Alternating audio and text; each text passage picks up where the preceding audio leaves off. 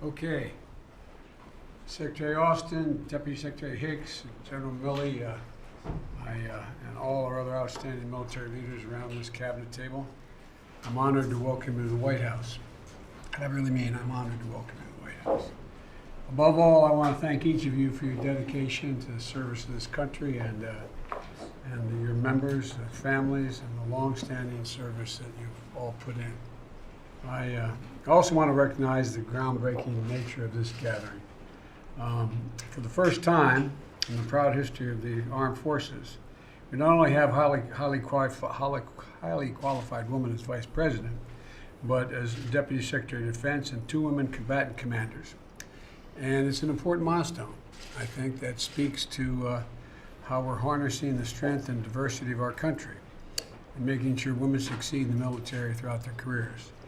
As I said when I got elected, and I didn't think people thought I meant it, but my administration is going to look like America. And I mean that sincerely, not just in the military, but across the board. That's where our strength comes from, in my view. And today, I want to hear from all of you on your assessments on what you're seeing in the field and across our forces. And the strategic environment is evolving rapidly in the world, but that means our plans and force posture have to be equally dynamic. Things are changing. And ensuring that the security of the American people, our interest and the interests of our allies, means having to constantly adapt to anything and everything that's happening around the world. And we're seeing this very day the need for adaptation as a consequence of us standing with Ukraine against Putin's brutal and unjustified war. And I want to applaud the exceptional work you're doing to arm and equip brave Ukrainians to defend their nation. I don't know about you, but I've been to Ukraine a number of times before the war. I've spoken to the Rada. I was deeply involved in what was going on in Ukraine. And I knew they were tough and proud, but I tell you what, they're tougher and more proud than I thought. I'm amazed what they're doing with your help in terms of providing advice and the weaponry we're providing, along with the rest of NATO.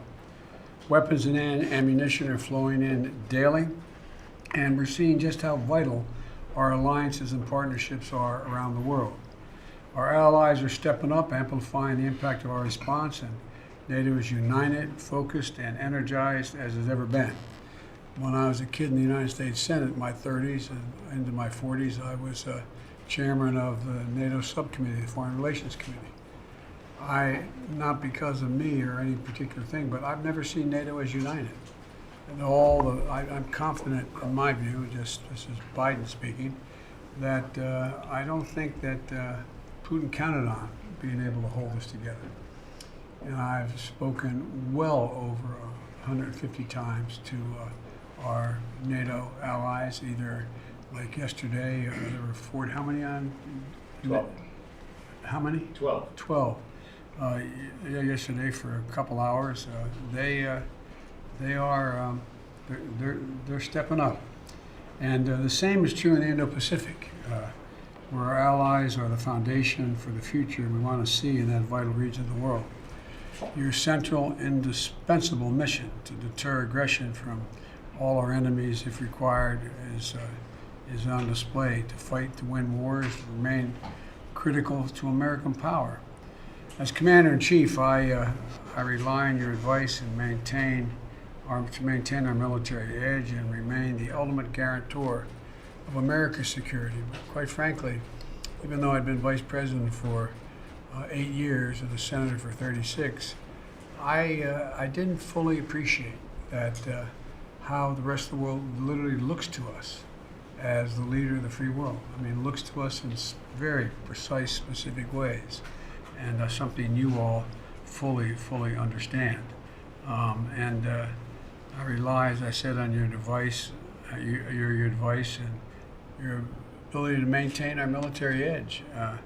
In return, I promise you, and I hope it's been demonstrated since I've been president, that we as a nation will uphold the sacred duty we have. We owe you, our military men and women, to prepare, properly equip you before we send you into harm's way, and when we do, to care for those in your family when you come home.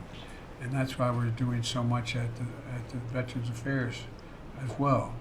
It's a sacred obligation.